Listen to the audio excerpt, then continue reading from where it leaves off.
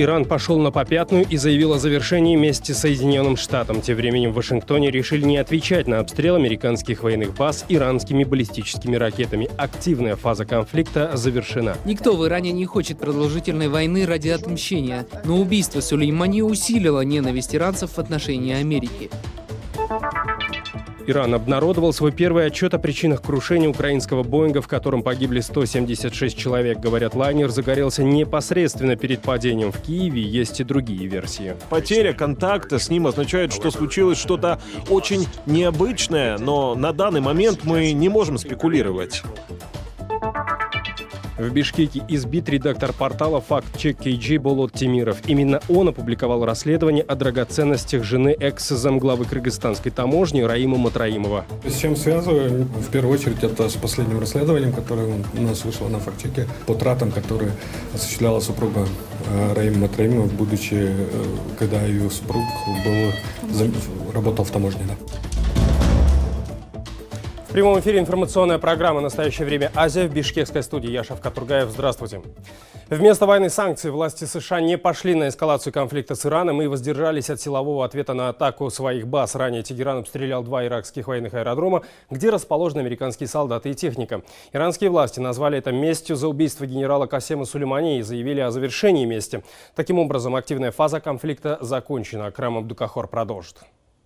Войны, вероятно, не будет. Президент США отказался от силового ответа на ракетные атаки Ирана по американским базам в Ираке. Дональд Трамп накануне в своем официальном заявлении сообщил, что ни один из американцев в результате ночной атаки не пострадал, а инфраструктура военных баз повреждена лишь минимально. Похоже, что Иран отступил, и это хорошо. Это хорошо для всех участников этой ситуации. Это хорошо для всего мира. Не потеряны жизни ни американцев, ни иракцев. Это стало возможным, потому что мы прибегли к необходимым мерам безопасности. Нам также помогла система раннего оповещения, которая прекрасно сработала. Я отдаю должное чрезвычайным навыкам наших военнослужащих. При этом Дональд Трамп заявил, что его администрация продолжает оценивать другие варианты ответа на атаку режима Аятолл. Президент анонсировал введение против Тегерана, цитирую, «новых мощных санкций» и обещал, что они останутся в силе, пока Иран не изменит свою политику. Тем временем конгрессмены, политические оппоненты Трампа, готовят новую резолюцию против хозяина Белого дома. В Палате представителей Конгресса США хотят поставить на голосование законопроект, ограничивающий возможности президента объявлять войну Ирану. Между тем, иранские власти, похоже, остались вполне довольными итогами нынешней конфронтации с США. Постоянный представитель Ирана при ООН заявил, что Тегеран завершил месть за убийство генерала Касема Сулеймани. Маджид Тахт-Раванджи также подчеркнул, что Тегеран не будет предпринимать новых военных действий в случае отсутствия агрессии со стороны Вашингтона. Несмотря на гневные призывы к кровной мести в иранском обществе, понимают, что погибший был солдатом, служившим для интересов Ирана. Да и сам Сулеймани завещал, чтобы на его могиле написали, что он был простым солдатом. Как руководство Ирана, так и народ дают себе отчет, что нацию нельзя погубить ради солдата. Наоборот, солдат и даже армия должны погибнуть, чтобы сохранить нацию. Никто в Иране не хочет продолжительной войны ради отмщения, но убийство Сулеймани усилило ненависть иранцев в отношении Америки. Они сильно возмущены тем, что иностранное государство посягнуло на жизнь иранского командира. В свою очередь, постоянный представитель США в ООН Келли Крафт направила в Совет Безопасности письмо, в котором сообщила, что ради сохранения мира Вашингтон готов начать переговоры с Тегераном без предварительных условий. Постпред Ирана в ответ заявил, что в условиях экономических санкций США против его страны предложения Вашингтона о сотрудничестве бессмысленны. Ситуацию на Ближнем Востоке мы обсудим с экспертом Центра изучения Персидского залива Николаем Кожановым. Он с нами на связи по скайпу из столицы Катара, Дохи. Господин Кожанов, здравствуйте. Многие эксперты полагают, что ракетная атака Ирана на американские базы в Ираке – тщательно спланированное театральное представление. Американские военнослужащие не пострадали, ущерб нанесен минимальный. А на самом деле стороны якобы могли даже согласовать свои действия друг с другом. Что вы об этом думаете?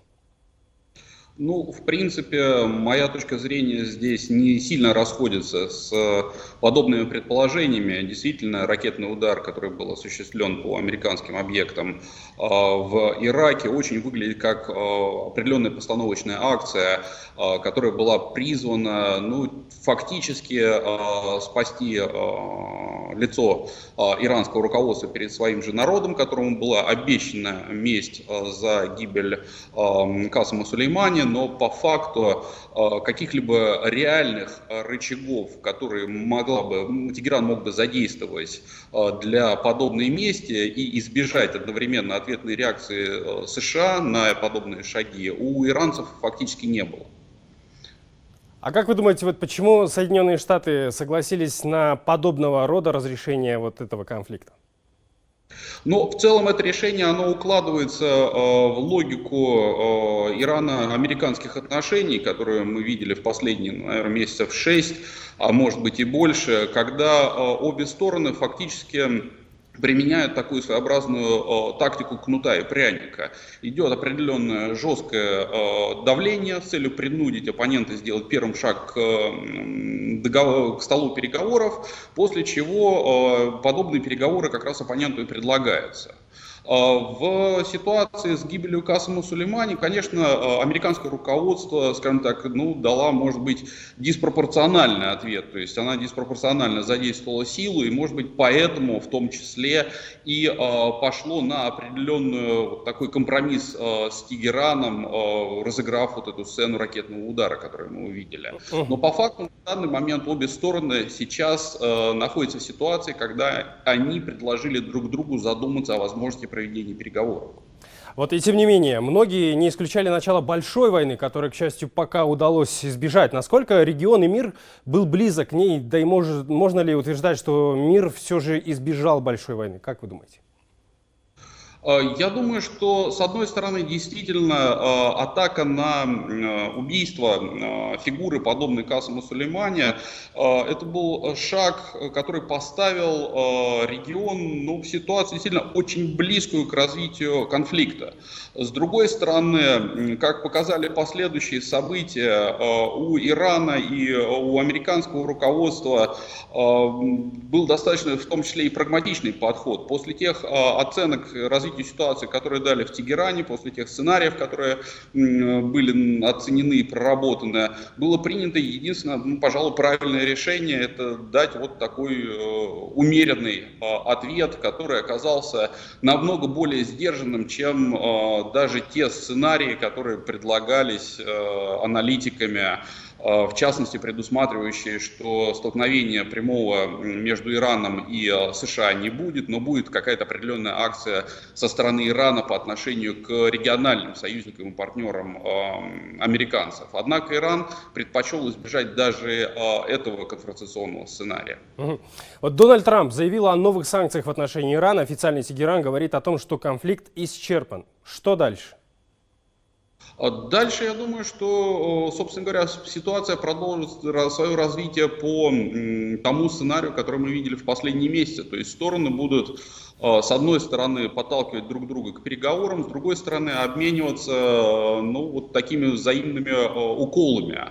Другое дело то, что после гибели Касема Сулеймани, я думаю, что на применение силы для этих уколов будет наложен мораторий. Скорее всего, мы дальше увидим как раз наращивание, с одной стороны, американцами давления по санкционному треку, с другой стороны, попытки иранцев давить на треке ядерном, угрожая выходом из СЛПД, выходом из договора о нераспространении.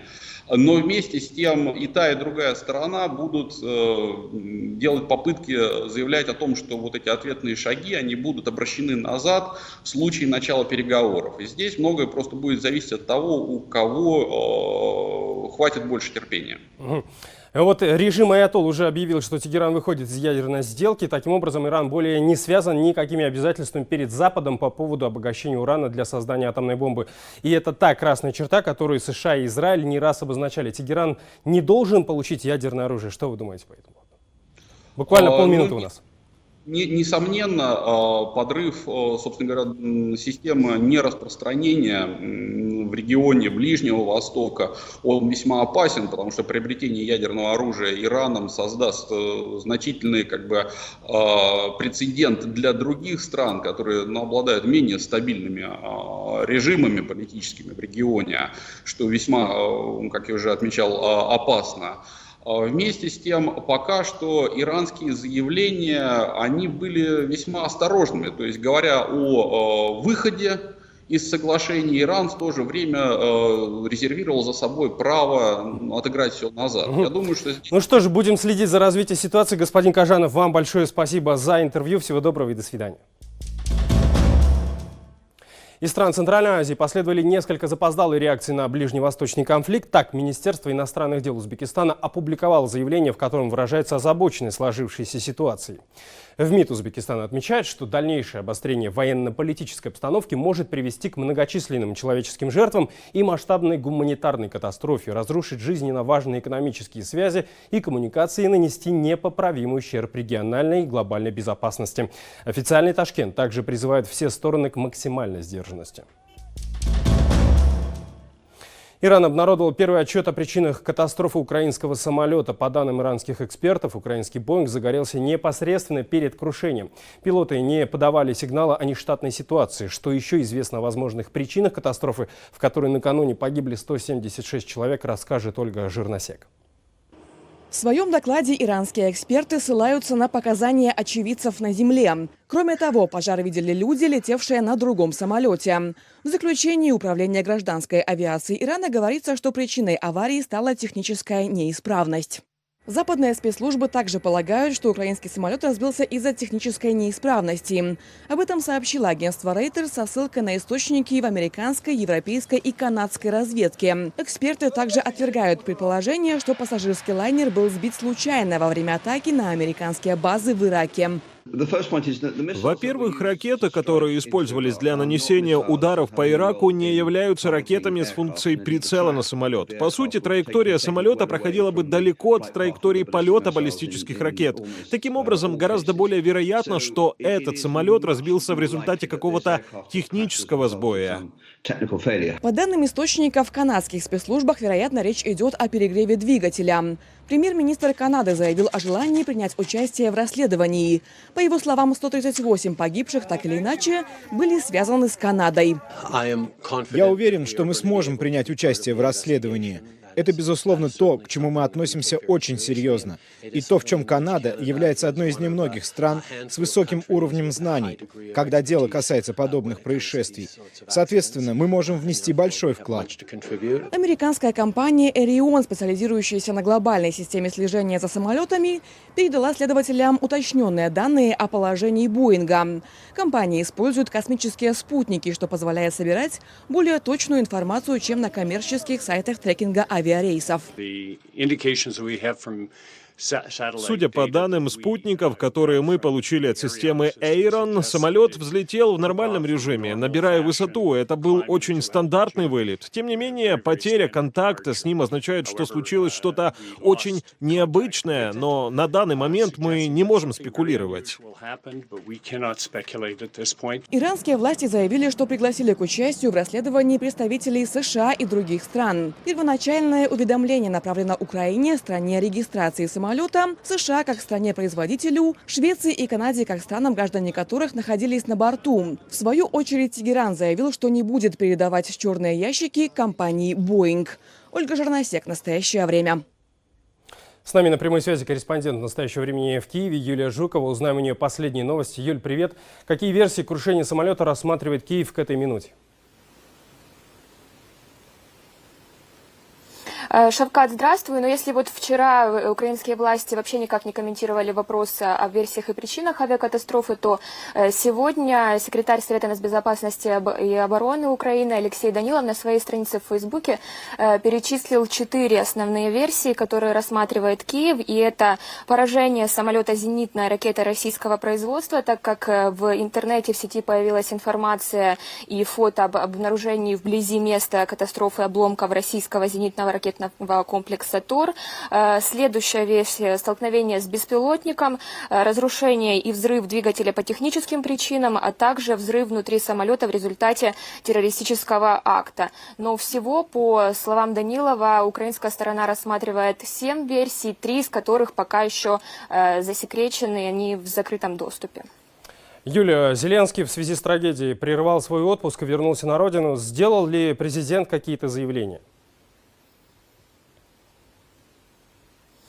Да, президент Украины Владимир Зеленский вернулся из Омана почти через сутки после того, как случилась авиакатастрофа. Из-за этого его политические оппоненты раскритиковали. Он ночью собрал срочное совещание, потом поехал в Борисполь, аэропорт почтил память погибшим украинцам и объявил сегодняшний день днем траура в Украине. Ну и также, по словам Зеленского, борт с украинскими специалистами, который уже прибыл в Иран. Эта команда сегодня должна была попасть на место трагедии, но пока еще нет никакой информации, удалось ли им это сделать, официального подтверждения этого нет. Но президент надеется, что группа из Украины сможет присоединиться к комиссии по расследованию и, в частности, вот к расшифровке черных ящиков. И, кроме этого, он записал также видеообращение, еще раз подчеркнул, чтобы в соцсетях пользователи не спекулировали на теме авиакатастрофы и не делали заранее выводов, хотя бы до первых выводов и результатов работы комиссии. Давайте послушаем его. Я прошу всіх, а особливо коли Україна перебуває в умовах інформаційної війни, утриматись від маніпуляцій, спекуляцій, теорій змови, поспішних категоричних оцінок і неперевірених версій. Це не тема для хайпу, лайків у соцмережах, сенсацій та конспірологічних теорій.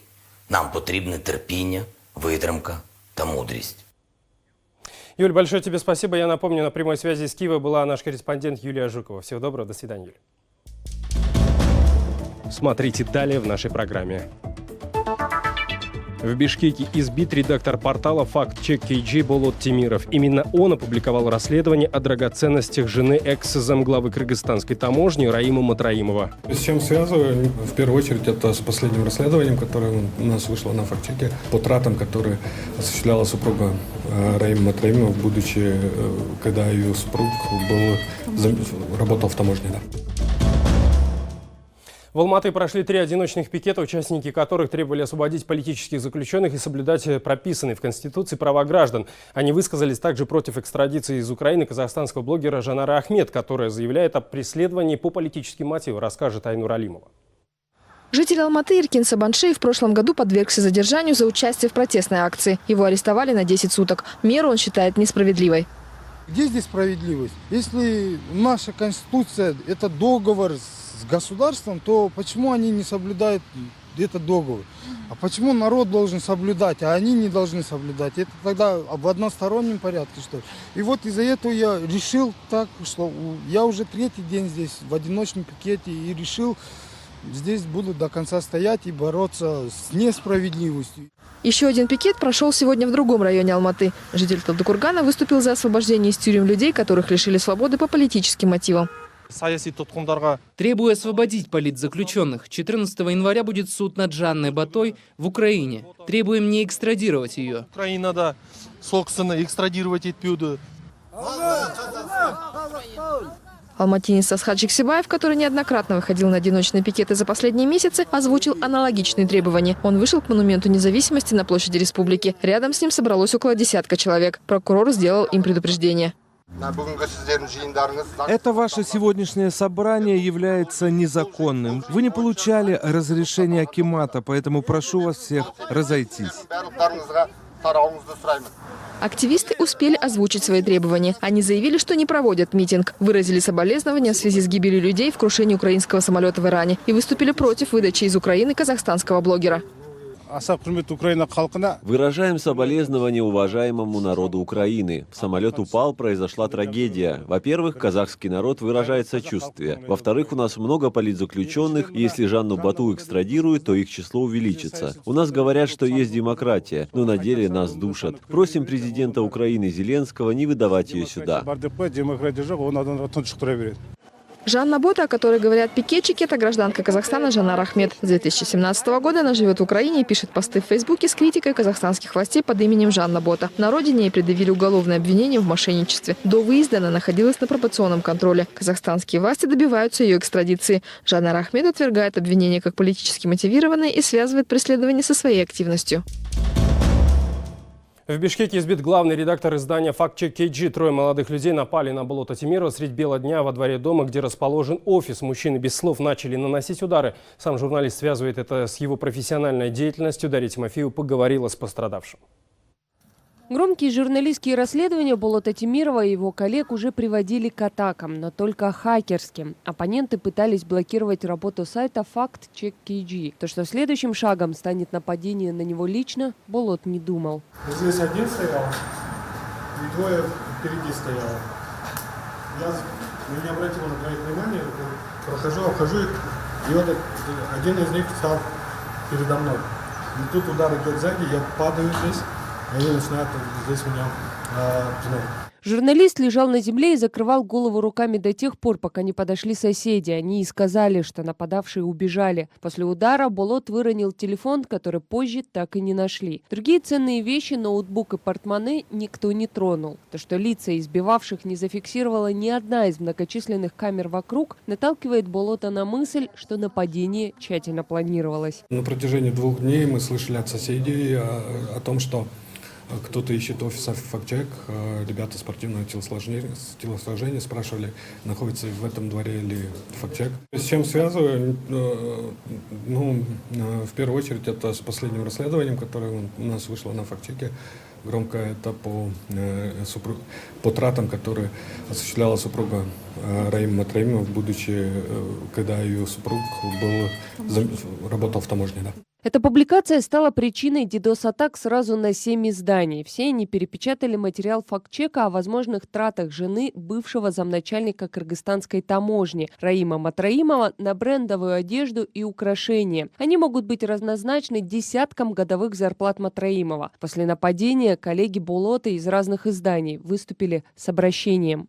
Это нападение мы считаем демонстративным актом для устрашения нашего коллеги, журналиста, который занимается журналистскими расследованиями в Кыргызстане. Мы считаем, что нападение на журналиста Болота Темирова в данном контексте является посягательством на право общества быть информированным. Мы призываем высокопоставленных должностных лиц публично осудить данный акт запугивания журналистов, чтобы показать отношение к подобным инцидентам и поспособствовать их предотвращению в будущем. Буквально несколькими неделями ранее президент страны гарантировал журналистам-расследователям безопасность. Сооронбай Джейнбеков призывал их делиться данными с правоохранителями. Прокомментировать сегодняшнее нападение мы попросили пресс-секретаря главы государства. Мы сожалеем, и я очень надеюсь, что этот данный факт будет рассмотрен нашими правоохранительными органами. Если это было, даже если это не связано с его профессиональной деятельностью, мы считаем, это бесспорно, это, как вам сказать, это аксиома, что каждое преступление должно быть раскрыто, и каждый гражданин имеет право на защиту. Дело об избиении Болота Темирова взял под личный контроль министр внутренних дел. Милиция разыскивает нападавших. Самому журналисту предстоит лечение. Врачи диагностировали у него сотрясение мозга. Дарья Тимофеева, Азат Антымаков. Настоящее время. Азия, Кыргызстан, Бишкек. На этом все. Смотрите нас в социальных сетях, в эфире своих национальных телеканалов и в прямом эфире круглосуточного телеканала «Настоящее время» в Ютубе. Мы встретимся с вами завтра в это же время. Всего доброго.